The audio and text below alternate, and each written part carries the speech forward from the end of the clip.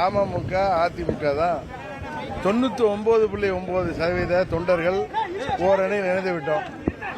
மற்றவர்கள் அது சுதந்திர இந்தியாவில் ஜனநாயக நாட்டில் யாருடைய விருப்பம் எது வேண்டாலும் செய்யலாம்.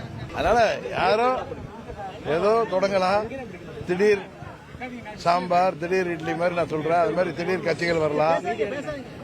அம்மாவின் ஆட்சி அமைப்போம், அம்மாவின் கட்சியை ஒன்றிணைப்போம் என்று சொன்னவர்கள் அவர்கள் சாயம் வெளுக்கின்ற நேரம் வந்திருக்கு.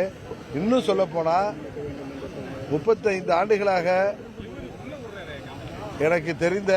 எனக்கு மாத்திரம் தெரிந்த சில நபர்களின் உண்மை சொரூபம் தமிழ்நாட்டு மக்களுக்கு தெரிய வந்து கொண்டிருக்கிறது.